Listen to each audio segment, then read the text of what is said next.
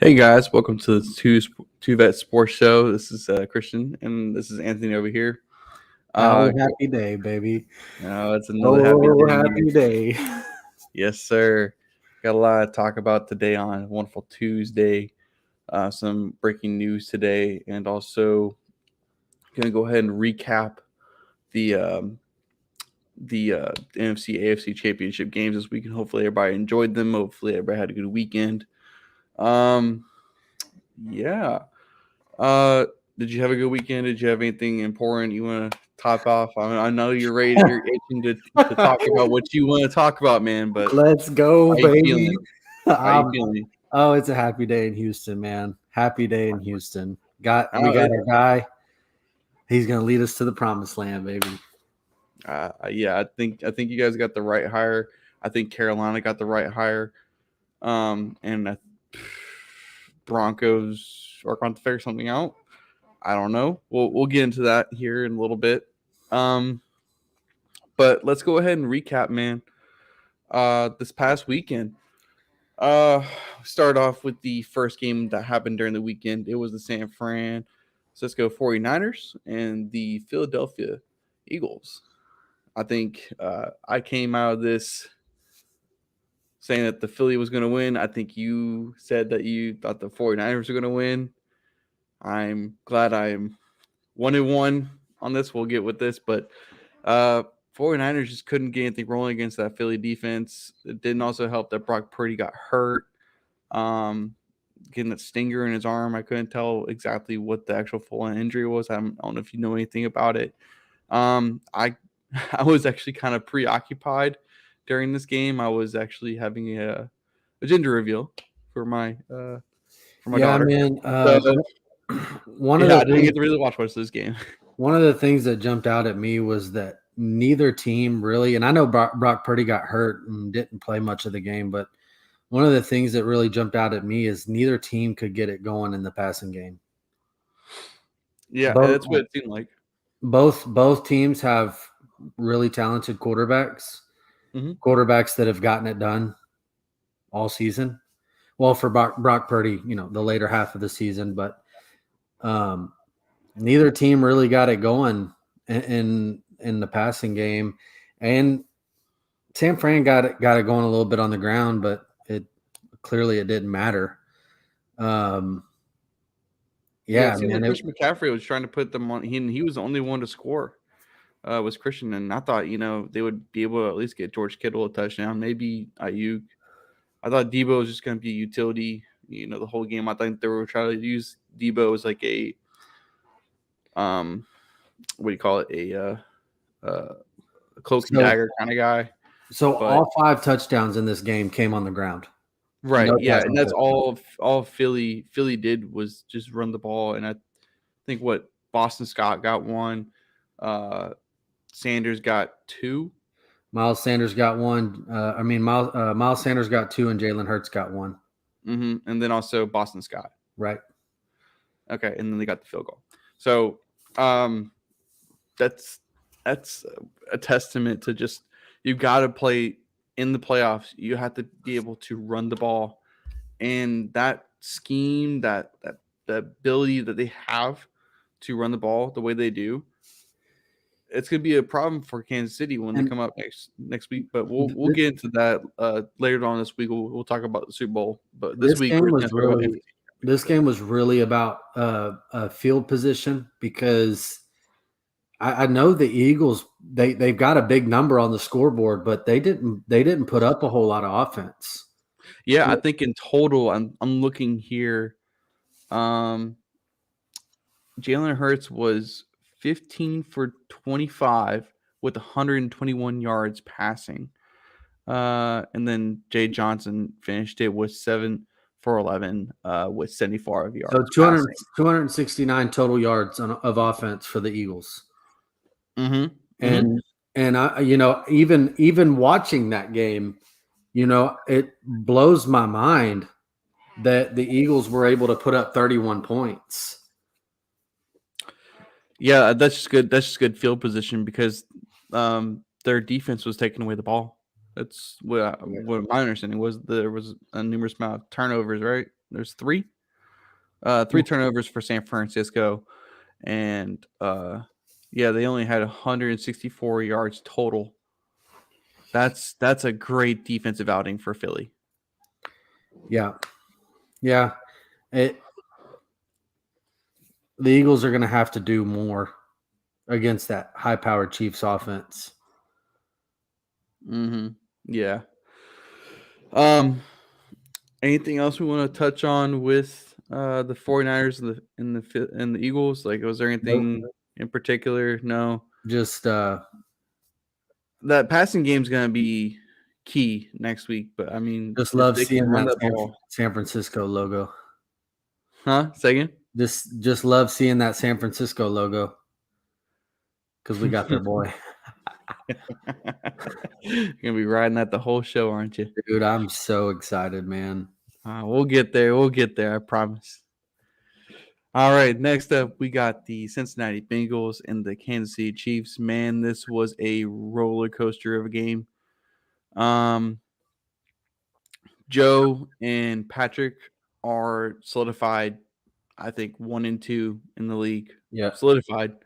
The number 1 and number 2 quarterback. You could argue who's 1, who's 2, but the way this game was played and officiated, it was controversial.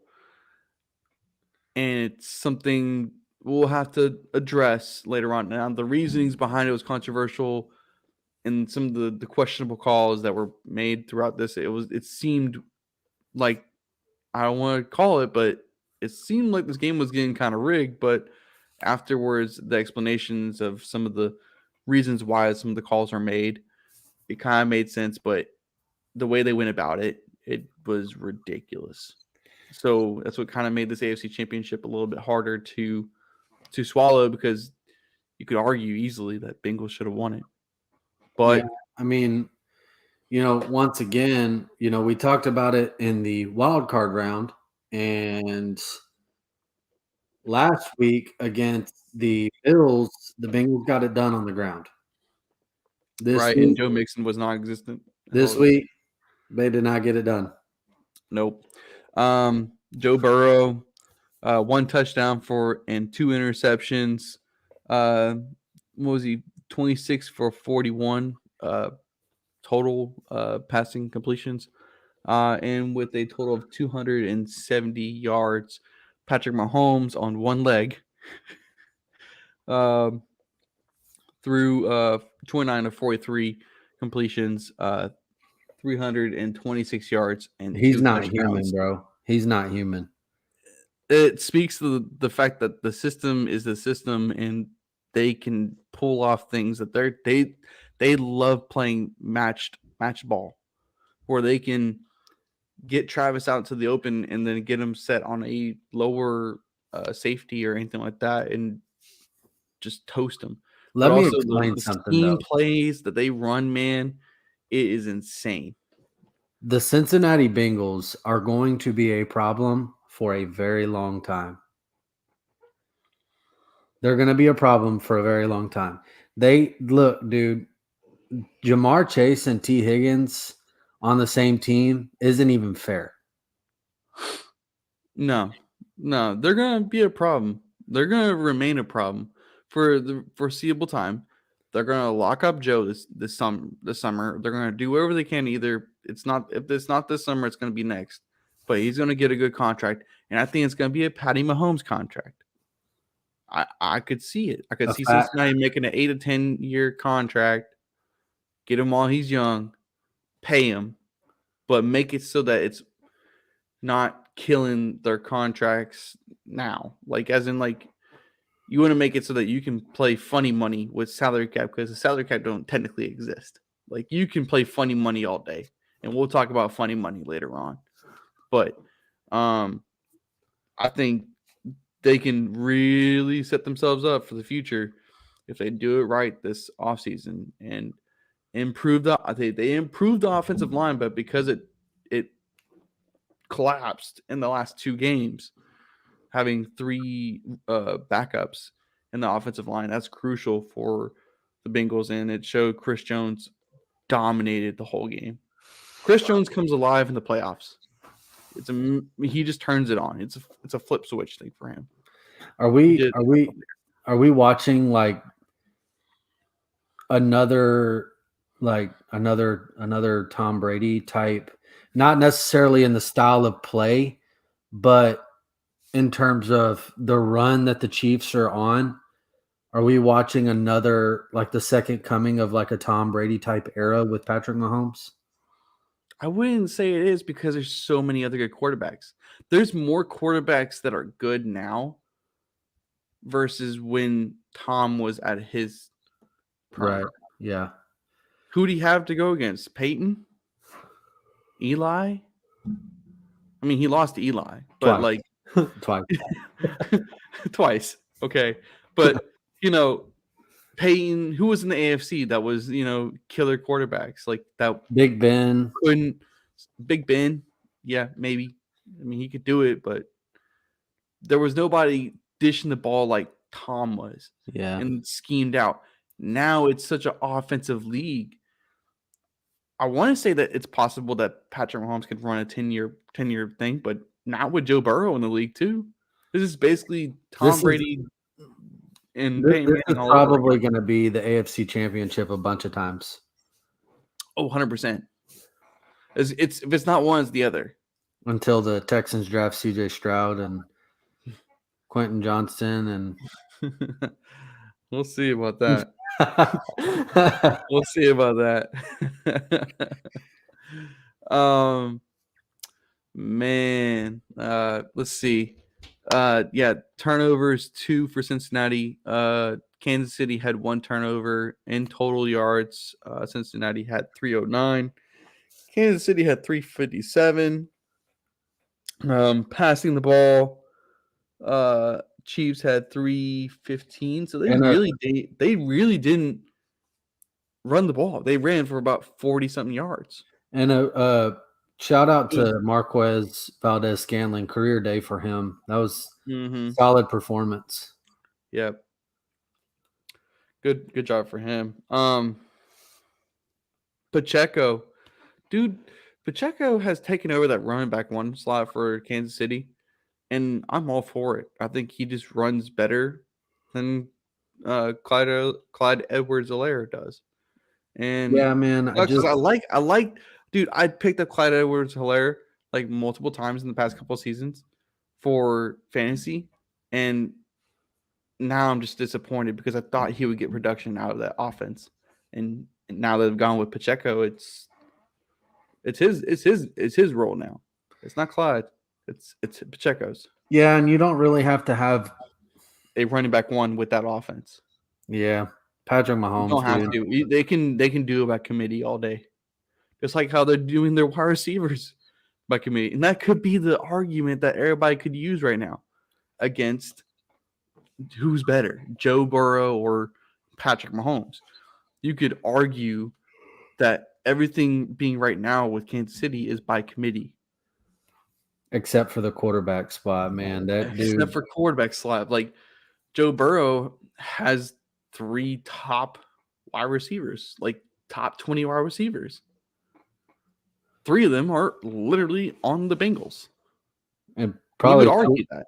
You could argue 2 of those are in the top, like 10, 12. And then you could argue Boyd is like 19 or 20 or whatever, but you can definitely say T. Higgins and Jamar are definitely like in top 10. Yeah. But, yeah, man, I don't think there's any question Pat Mahomes is the best quarterback in the league. Yeah. And playing at Arrowhead next year, they're gonna have all that fun next year. So playing at Arrowhead in January is not fun, man. I think it was kind of funny. They're like, ain't no Burrowhead no more. Just because you're 3-1, it's still technically Burrowhead right now. Like the way that they've, like, it's not Burrowhead. Nah, they still technically took over your stadium in the time being. Yeah, man. Pat's different, man. He's different. Yeah. Eli Apple got shut up. He was on Twitter like trolling all last week, and then now he's dead silent. Cancun on 3. Dude, was it Travis Kelce that got up there and told the Cincinnati mayor to shut up? Called him a ding. I don't know if I can say it. What'd he say? A jabroni. A jabroni. Called him a jabroni. I thought it was funny. It was kind of like a Rock-esque quote. Yeah. Like Dwayne The Rock Johnson. Yeah. It's kind of funny. Yeah. I don't know if you grew up watching wrestling or anything like that. Did you? Yeah, I did. You did? Yep. Okay. My wife always looks at me when I see these wrestling things, and I'm just like, oh, nostalgia. I remember watching that. And she's like, you're a nerd. Oh, good stuff. Dude, that was an epic championship speech. Yeah, that's pretty solid. Pretty solid. Not mad at it. But I think this is going to be a really physical game. But we'll get into the Super Bowl in a later episode, either this week or probably next week when we get closer to the Super Bowl at the actual date. So, let's see. Next up, drum roll, please, because Anthony is about to go crazy. Let's go. Ladies and gentlemen, the Houston Texans have found their head coach. Anthony, can you tell me how you feel? It's just a beautiful thing, man. Look at he looks so good in deep steel blue, bro. First of all, he's familiar. Hey, look when the official announcement came across on ESPN, I was at the gym and literally the whole gym started clapping. So that should tell you the way us Houstonians feel. And keep in mind, we're a pissed off fan base right now. And the fact that we can be happy with something that our leadership did, that should tell you how we feel about this hire. And if the Texans get this draft right, now we got the head coaching hire right, so that makes me happy. If we can get this draft right, man, and I think in December, like we talked about, they may not be a playoff team, but I think we could be talking about the Texans being in the mix. Does that make sense? Yeah, I definitely like playing meaningful football. Yeah, playing meaningful football next year is a possibility, but I want to see what y'all draft. I want to see what kind of players you're going to bring in, the type of offense. Like, it's going to be kind of the Shanahan tree. Cut off that Shanahan tree. You're going to have a good defense. You're going to be able to build that correctly. I hope DeMeco can build it correctly. He's young. This is signed him such a good move for this franchise. Signed him to a 6-year, $55 million contract. It's almost a replica of when the Panthers signed Matt Rule in 2020 to a 7-year, $65 million contract. But there's a key difference between these two, and why I'm bringing this up. DeMeco is actually a coach. He's an actual NFL coach with experience and understands. He's a former player. He played in Houston, played in Philly, and y'all got a good one. So, but I'll let you run this because this is your topic. This is your love right here. You know what's interesting about this? I was thinking about this today. If you go through all 32 NFL franchises, and this is the same across all professional sports and college sports, most head coaches or managers or whatever the term is for that particular sport did not play their sport at an elite level. No. And DeMeco did. DeMeco played his sport at an elite level. So I think, and he's not very far removed from being in the NFL. So I think he's going to command the respect of his players because he did play the game at an elite level. And he's coming from running a defense that was arguably the best in football. And I think this is the guy. He's young. he's going to command and build a winning culture in Houston. I think this is the perfect hire for the Texans, man. And I don't want to get into it, but this is dangerous territory, man. Because if they, and we're going to celebrate today, but history of Houston Texans right now is who was their head coach 2 years ago? David Culley. Okay. Who is their last coach right now? Lovey. Okay. Now we're on to our third minority coach here. They cannot mess this up. They have to give him time. Because if they fire him, man, I'm just going to point this out there. If they fire him within a year or two, all hell is going to damn break loose. Yeah, man. I don't think there's a lot to this. There's a lot riding on this more than just him being the right coach. I don't think for 1 second that Lovie Smith is a 1 or 2 and done guy, but they shouldn't be. But I do think. Did I say Lovie? I meant DeMeco. Did I say DeMeco? Oh yeah, okay. Yeah, you said Lovie, but sorry, I don't think DeMeco is a 1 and done guy. Nor do I think he's a 2 and done guy. But you can't come in. And let me clear the air here. I wasn't a fan of firing Lovie Smith. I don't think that you can go into a season.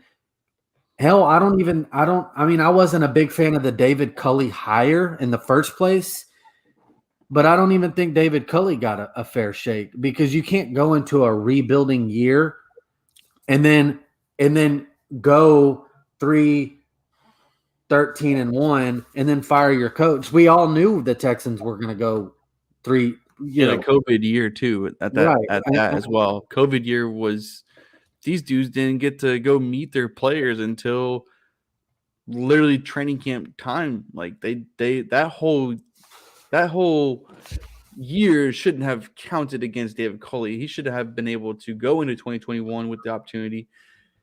Maybe you would have been getting Lovie Smith right now, but I'm curious where Lovie Smith is going to go next, because he's a defensive coordinator and he's a good defensive coordinator. He is.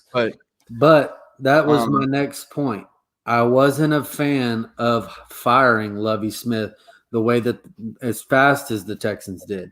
Mm-hmm. However, in defense of the ownership and Nick Caserio, you can't come in to a team and be this defensive guru and have the 31st or 30th overall ranked defense in the league. Now, I don't know. I wasn't really informed on how things were organizationally ran with Lovie. Was Lovie running the defense, or was he calling plays? I know Pep Hamilton was the offensive coordinator. And he was running the offense. Was Lovie running that defense, or was he just coaching? Did they have a defensive coordinator? Not to my knowledge, man. I mean, is DeMeco going to make that same choice? Is he going to run? So, is he going to run the defense and then find? And we'll talk about this here in a second. Is he going to run that defense, or is he going to try to manage? I've talked about this on many occasions for many years. Regardless of a head coach's mantra, whatever their, whether they're a defensive guy or an offensive guy, I think that you have to have a coordinator on both sides of the ball. Mm-hmm. Because in my opinion, as a head coach, your job is at the team level. And if you are the head coach and the defensive coordinator, you don't really have a hand in what's going on with the offense. And while, yes, DeMeco is a defensive guy, the Texans hired him as their head coach for a reason. Mm-hmm. So, in my opinion, a head coach, regardless of what their specialty is, should have an OC and a DC. That way, they can go to their coordinators and say, "Hey, this is what I'm thinking," and get feedback from them. Mm-hmm. Because if you're focused on the defense, that's like that saying, the left hand don't know what the right hand's doing. Right. Yeah. Like, if you're focused on, if you don't have a defensive coordinator, you as the head coach are essentially the defensive coordinator. And so if you are focused on what's going on with the defense, well, you can't really be mad at your offensive coordinator if the offense sucks. Yeah. Yeah. No, you really can't. Speaking of the offensive coordinator, we get into a little bit here. Just some tidbits from Ian Rappaport, put out probably about an hour ago, in relation to the Texans. Apparently, okay. Well, actually, I'll save that one for when we transition here. But the Texans have requested to interview 49ers passing game coordinator Bobby Slowick, who is for the vacant OC job. So it sounds like it's going to have a young coaching staff, but innovative from that Shanahan tree. And we talked about the Shanahan tree a couple weeks ago and how it's really getting pushed out there. There's a lot of coordinators coming from the Shanahan tree, the Reed tree, the Belichick tree. Yeah, they're everywhere. So this is going to be another guy, another familiar system that's going to get ran in the AFC. And if they could run that same style of offense and be able to stockpile players who fit for that offense, you're going to need to find a good tight end. You're going to need to find at least two good wide receivers and a running back by committee. And you're going to have to find guys who can play, the Debo Christian McCaffrey kind of role, the guy who can pop into the slot and then also be a bruising back, or whatever. That's the Kyle Shanahan, offense. It's 21 personnel, spread, trips, trip bunch. It's a whole lot to Kyle Shanahan's offense. So I'm very curious on how much they're going to take from that and what kind of players. Because if you go get Bryce Young or C.J. Stroud, you're looking at accuracy and you're going to be able to run that Shanahan offense pretty well. Either one of those two guys. I get Bryce is small, but he's still very accurate, can make plays, ability to get out of the pocket, make magic happen. Before we move on, mm-hmm. I just wanted to. I'm back. It's great to be home. H-Town, I'm back. It's great to be home. Yeah, baby. H-Town. That's good to hear. Oh, man. So, not only there's two teams out of this that we'll talk about here that got former players to be their head coaches now. But we're going to transition here to the Broncos, which is going to be our next little tidbit. Unless you have anything else on the Texans that you're like, I think I'm going to order DeMeco. There's going to be a lot more to discuss in the coming weeks as we see his offensive and defensive coordinators get hired and see where they're going to be at for these pro days, what kind of free agency kind of hits. Senior Bowl is the next 2 weeks of practice and then actual Senior Bowl. So seeing draft content is going to be high right now. So you're going to be able to see guys. Crazy fact about the Senior Bowl before we continue further. The Senior Bowl does not have any first-round quarterback talent in the Senior Bowl for the first time in the past couple of years. There is no one there that is going to be a first-round quarterback. Wow. Bryce, CJ, Levis, and Anthony Richardson. Obviously, some of them are not seniors. They could have at least showed up to do interviews, meet teams, put their face out there. Will Levis is in the dog pound, I think, in NFL eyes because he didn't participate in the Final Bowl with Kentucky, and now he's not participating in the Senior Bowl. He's either has to be injured or there's something going on with him in general. And I haven't understood the hype surrounding Will Levis. I don't know what's going on. He's ruining his stock. That's what he's doing. He's ruining his stock. And he's already got very questionable things going on for him because, yeah. But we'll get into the draft content later on.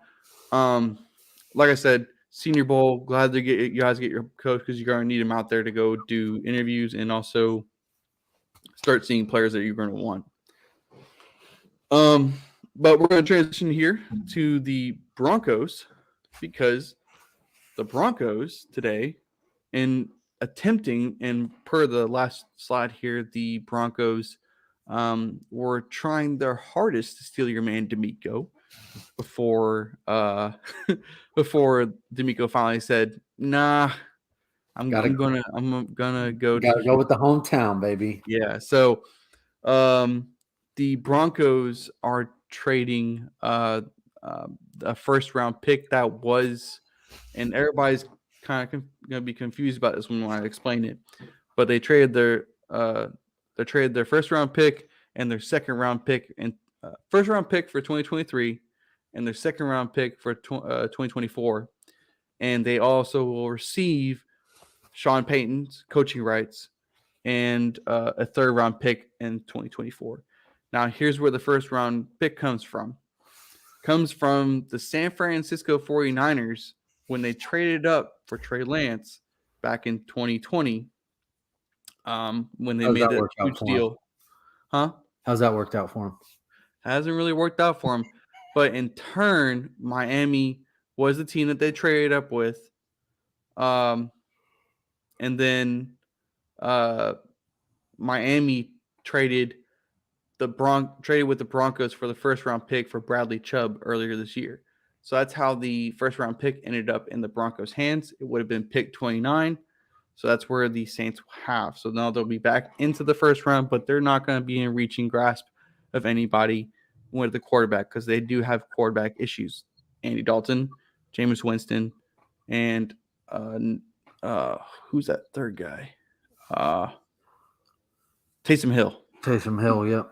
He's kind of like a whatever.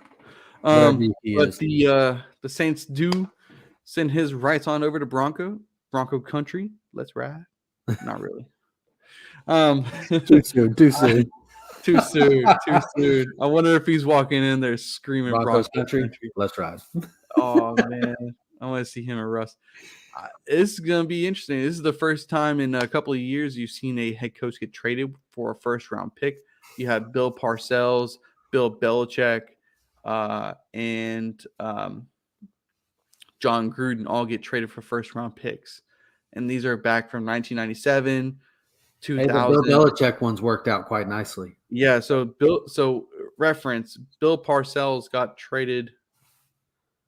Who was it? Steelers to Giants, or is it? Oh man, that's gonna bug me. I saw it earlier. I know Bill Belichick was traded from the Jets. No, it was Steelers to the Jets. No, Giants. Oh, it's gonna bug me. I don't want to get it wrong, but I do know Bill Belichick. Bill Belichick was traded from the Jets to the Patriots. Oh, Bill Parcells was the Patriots to the Jets. Yeah, there it is. Yep. Sorry. So Bill Parcells was traded from the Patriots to the Jets in 1997, and then later in 2000, the Jets traded Bill Belichick to the Patriots, where we all know where that story went, and then John Gruden was traded from Las Vegas to the Raiders, not Las Vegas, but Oakland. The Raiders. The Raiders traded John Gruden to Tampa Bay in 2003, which he would later on win that Super Bowl in 2003. They won before Carolina went, I do believe. Or was the year after? It was either before or a year after Tampa Bay won Super Bowl. Their first Super Bowl. Wasn't y'all's quarterback Jake Delhomme? Yes, it was Jake Delhomme. And here's a crazy stat. And this is floating around all over because Joe Burrow was close to doing it. But in NFL history, there is only one quarterback who has started 4-0 in the playoffs and that is Jake Delhomme. Damn. Joe Burrow was close. He's now 3-1. Only one quarterback has started 4-0. So, yeah. Man, I think I don't this really is know how I feel about this one. Sean Payton just seems like he came in seconds. Like he spent a whole day. I think I sent a text message to you a couple of days ago about when he went to go interview with Arizona, and he had like a whole day, dinner and all, lunch and all with Arizona, and it seemed like Arizona was going to get Sean. And Sean seemed like he was heading back to the booth, heading back to Fox, go take another season. But in desperation, Broncos needed a head coach, and Sean Payton was Still don't understand why they didn't hire Gyro. Number 2, number 3. I don't know what he was really at, because once they finally realized DeMeco wasn't going to come to the Broncos, now they were like, okay, Sean, we'll bring you in. I can't believe they didn't hire Gyro, man. Is they going to keep him on staff? Do you think that's kind of awkward? It's awkward, but Gyro would get another year, and then he'd be up for a head coaching candidate next year. I mean, what's one more year? But he knows the defense. It's going to help Sean if he can keep Gyro on there. I mean, I'm sure Gyro is still definitely in play. And that's not to say that he doesn't get hired by the Cardinals or the Colts.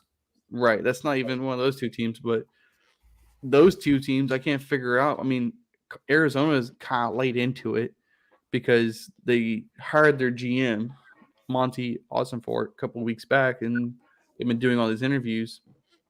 And then they had this little Sean Payton thing. And I don't know how that was going to work. But I don't know. I can't read the Cardinals. I can't figure out who they wanted. Because like yesterday, we all knew that. I called you, man. I was like, DeMeco's coming to Houston. Mm-hmm. And it's not that way with the Colts or the Cardinals right now. And it wasn't that way with with the Broncos either. Right. Like, I have no clue who the Cardinals or the Colts are going to hire. Colts are going to hire Jeff Saturday. You think so? It's going to be a riot. I don't know. I don't know at all. I want to say that they're going to hire Jeff Saturday, but I really hope they don't, because that would just be bad. There's a lot better candidates out there than Jeff Saturday.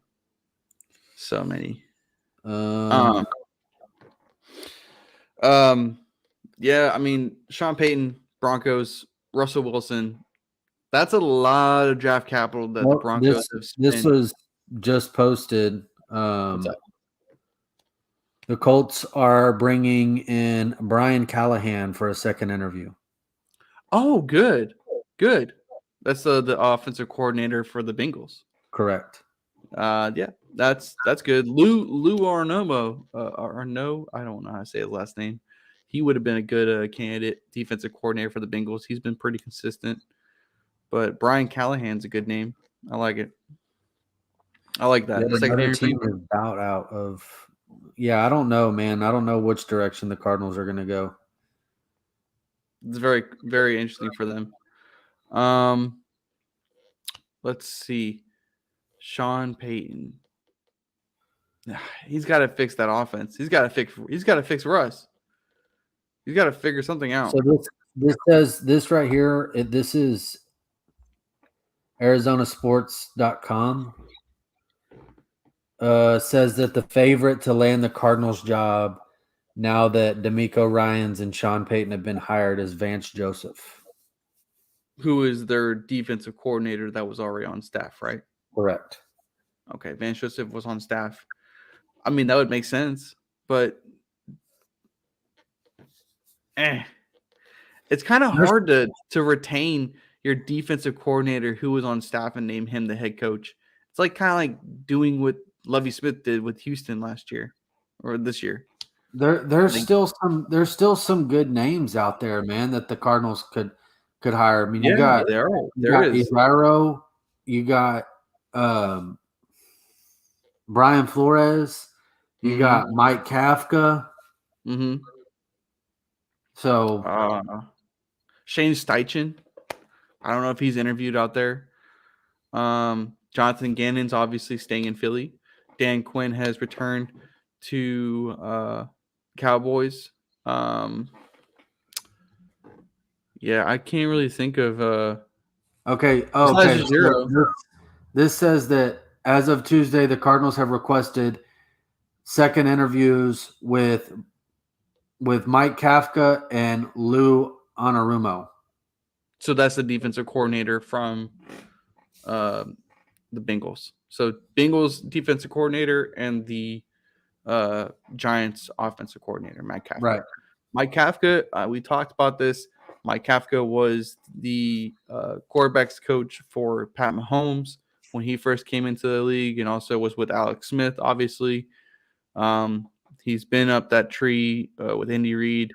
It's been a hot name for the past couple of years, helped Pat, but obviously in the way he's done with this year with Daniel Jones to make him more relevant. But it also could be just because Brian Daboll brought his system and how to run a quarterback. Like, I don't know who to give credit to on that. Like, it's kind of hard to give Mike Kafka credit because of who the quarterbacks are and who the head coaches that were helping him as well. So I want to give Mike Kafka as much credit, but do you think, while we're on the subject of the Cardinals, do you think that Cliff Kingsbury is going to be on somebody's staff this year?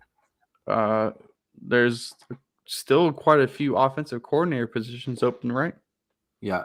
So I'm sure he might, but I think he might head back to college. You think so? There's not much to really like. I would say like he would probably be one of those guys that kind of gets put into the name slot. Like when next year, when you start seeing these head coaches get fired for college teams, he could be one of those kind of guys. He could take the year. He doesn't need to work. He's fine. He can take the year off. He's young. He can just sit back, reflect, do what he wants to do. Lives out in Arizona. He's got a dope house. Like, I don't see why he wouldn't chill. I don't know. But whoever's going to inherit Kyler Murray has to figure it out. That's a big question. If Kyler Murray does not figure it out in the next 2 years, what's up?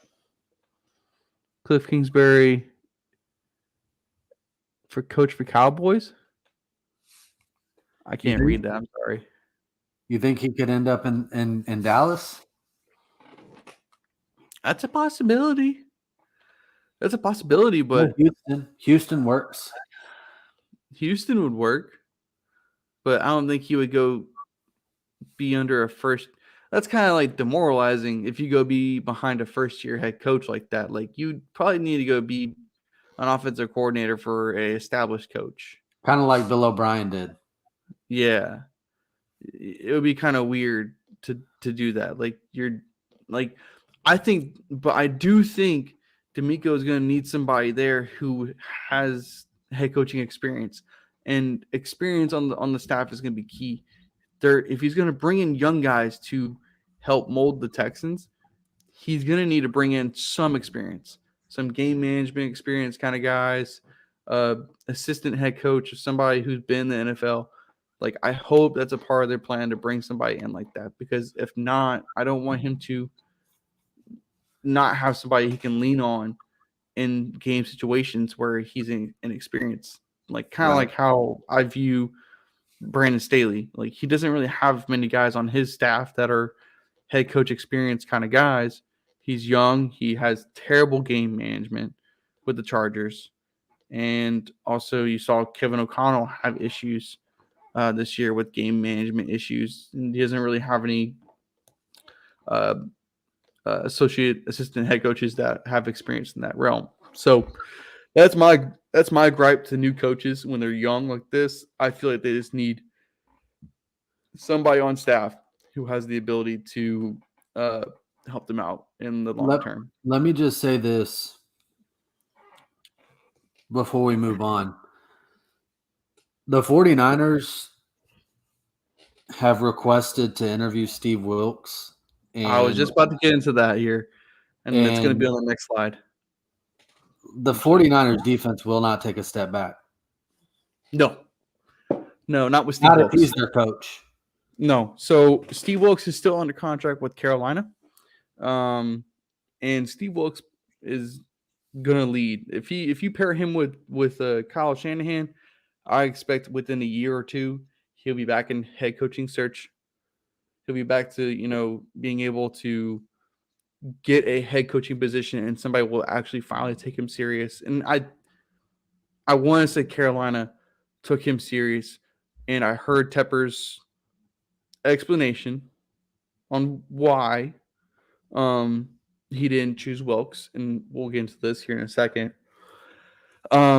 Steve Wilks deserves a head coaching job, but I think if he was to land somewhere, if he didn't get a head coaching job right now, if he doesn't get like a random, head coaching request for the Colts or the Arizona Cardinals, which he wouldn't. So he can't go to Arizona because they've already had issues. He's got a lawsuit against them. And then the Colts, it's a terrible idea because Jim Irsay, there's a reason why Frank Reich is now in Carolina.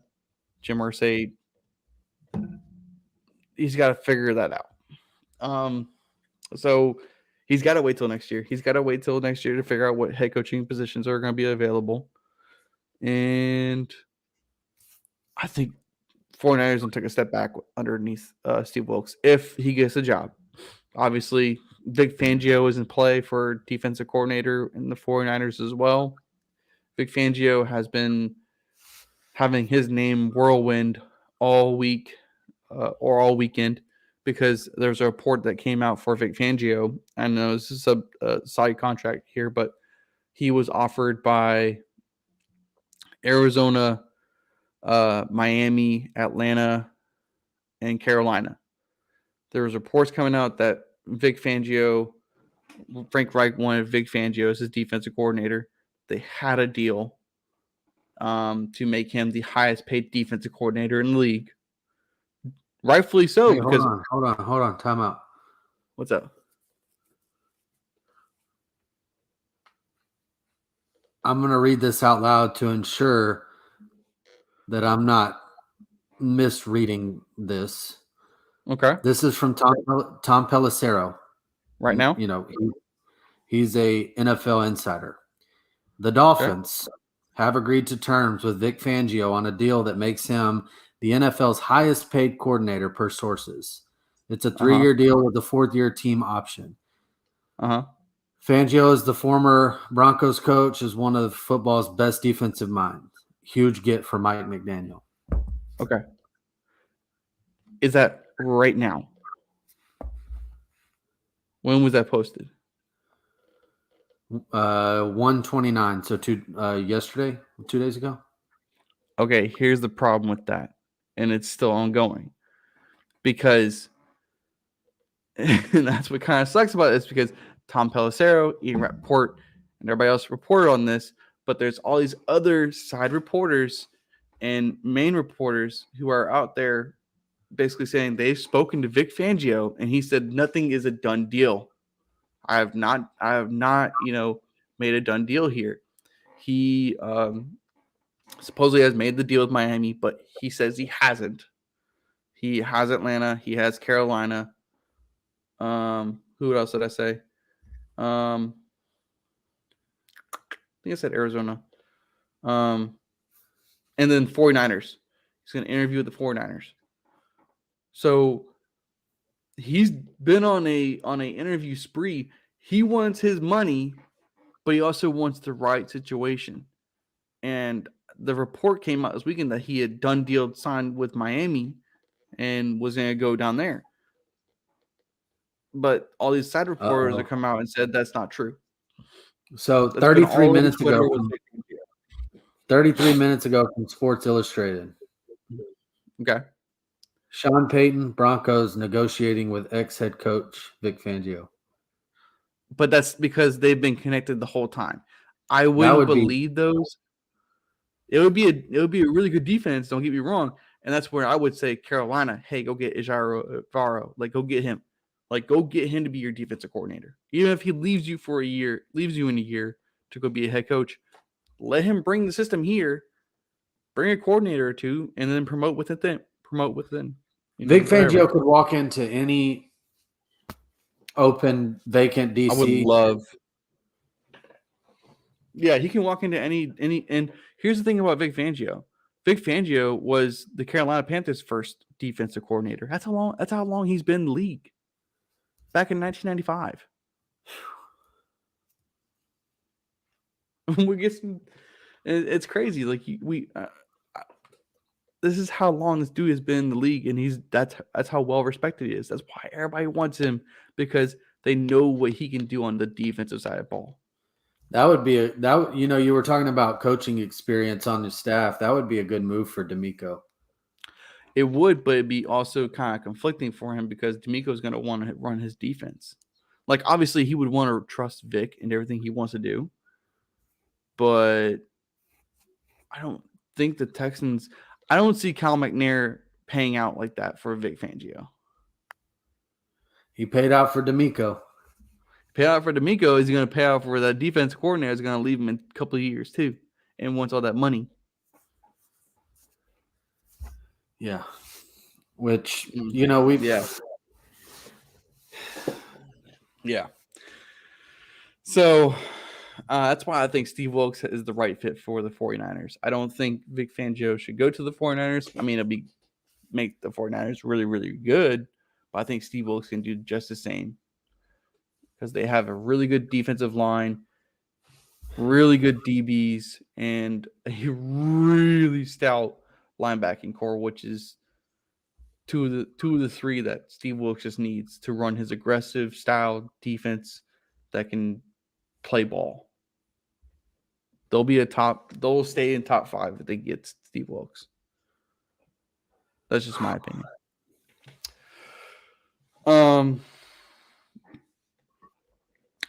But to get over here onto Carolina really quick, Carolina had their introductory press conference today with Frank Reich, who was the first head coach to be hired last week in this whole head coaching cycle. Man, as a Carolina Panthers fan, I must say it was a relief to actually hear an actual head coach give an introductory press conference. I didn't feel like I was getting sold. I felt like I didn't have a Bible salesman meet me at the door, talking to me with a screen or whatever. That was Matt Rule. Frank Reich has a plan, has a vision. He's going to run the offense. He's already, and we talked about this earlier about, head coaches running their side of the ball, but I trust Frank Reich to run that side of the ball. He's been winning. He was 40-33-1 in Indianapolis. So he's going to focus on that. He's going to get his quarterback. It's either CJ Stroud or Anthony Richardson. He wants a guy who's mobile but can stay in the pocket and play the position correctly. I think that CJ Stroud or Anthony Richardson are going to be those kind of guys because you have the mobility in both, and quite frankly, people want to throw Anthony Richardson on the bus, but like he's not as far off as many people think with NFL level throws, adaptability. He'll pick it up. It might take him a little bit longer than the other two, but he'll be able to pick it up within at least year one. So Frank Reich was the first Carolina Panther head coach, and first Panthers quarterback. So there's a lot to that, and he actually believes in the mantra of keep pounding. A lot of Panthers fans are happy about that because we had a head coach for the past 3 years that tried to erase that, and that's not what's going to happen in Carolina. You had too many fans trying to beat some head coach's head like a dang drum. So I don't think Frank's going to make that mistake. They kind of know that they need to do that, and it's nice to know that the head coach is just going to be the head coach. He's not going to do any roster control. The only roster part he's going to control is who's active on game day. Other than that, Scott Fitter is going to draft and build the team for Frank. And it's Frank's job to coach and tell me who's active on the day. And I am appreciative of that. I don't want my head coach sticking his little fingers in there and only keeping his guys, his Baylor guys or whatever Temple guys. That's what Rule was doing. And it was ridiculous because we got some good players out of it, like Hassan Reddick, who's now on the Philly. And,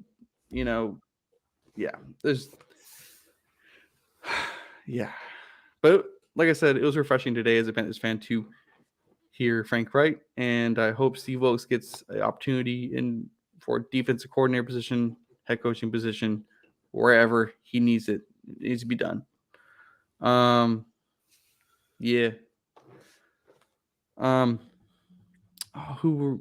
know we were talking about something before I got into Carolina. It's about to come up here. Got it. Kellen Moore was named the offensive coordinator for the Chargers over the week. He was a finalist for the head coaching position for the Panthers. Impressed day on Monday and Tuesday of last week, and then just went home to Dallas. Had a nice little powwow with Mike McCarthy, and they decided to part ways. Not even 2 days later, he's having a conversation with the Chargers. People thought he was going to go to Carolina because he had such a good interview. I'm glad he's not because I don't really like him like that. So send him on to Justin Herbert, see what he can do. Maybe he'll help Brandon Staley with that offense because they need it. I mean, they've got a good quarterback, really good quarterback. They've got weapons. They just could not execute 24/7. And I think Kellen can help with that, but their coach is their issue, not the offensive coordinator, not the defensive coordinator. So that's just my opinion. I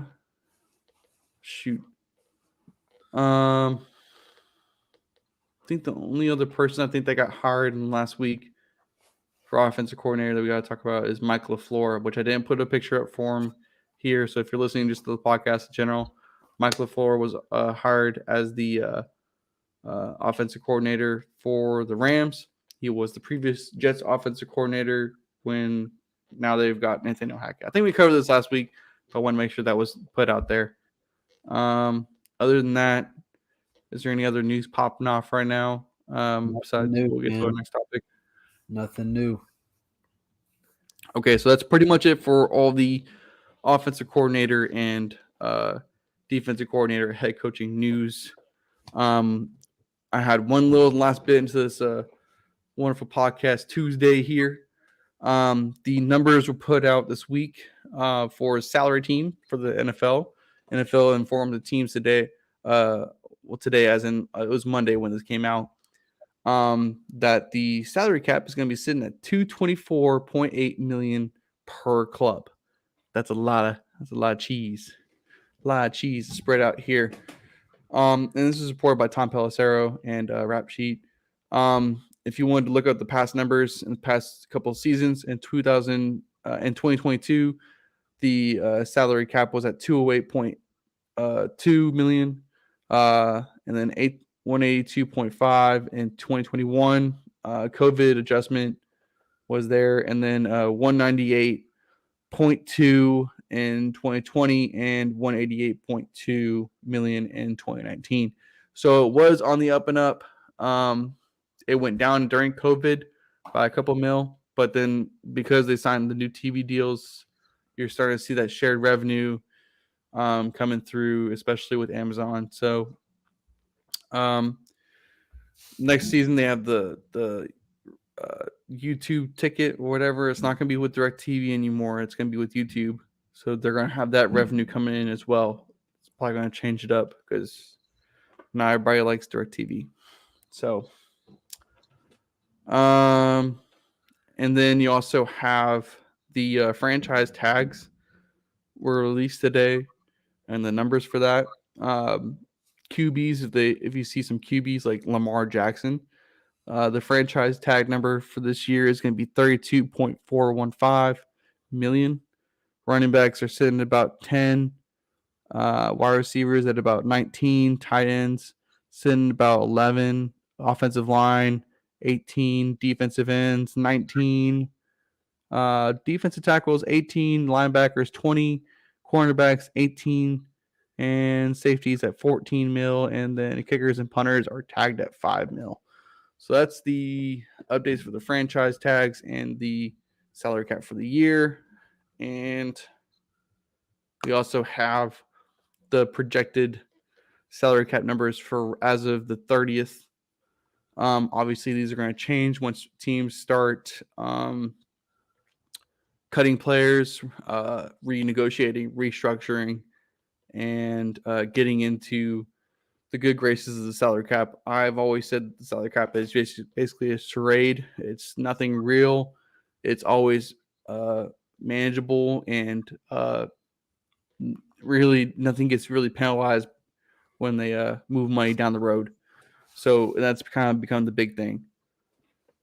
Anthony, do you have any questions on these salary cap guys? No, man. Texans are in a good spot. I'm excited. I'm excited to see what DeMeco does. I'm excited. Yeah. The Bears are leading the pack with 92 mil, followed by the Falcons at 56, Giants at 44, Bengals at 49. Yeah, 49. Texans are sitting at about 39. Patriots 32. Carolina is down here in the red, sitting at I think 8 mil, but we have 10 mil to roll over. So that's another thing to think about when we're looking at this list right now. This is not including the rollover for this year. So if your team only spent has like 10 mil left over from last year's salary cap money, they can roll that over to this year, and then that becomes their new money. So it would put Carolina, if you add 10 to 8, so it would actually be what in the negative. It would be like 10, wouldn't it? What? It would be about 9 mil in total, I think. It'd be about 9 mil right now. They got a lot of moves to make, so we'll try to keep track of salary cap with teams as we go along here, but just a little reference for everybody here. So, yeah, we covered everything pretty much. Go Texans.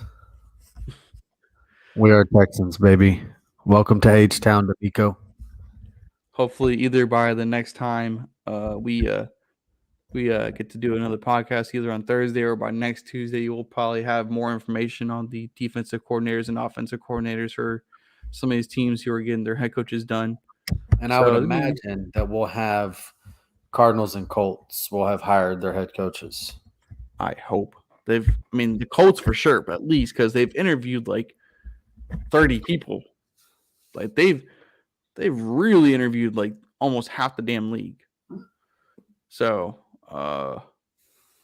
yeah, the Cardinals, I think they'll have an answer by Friday.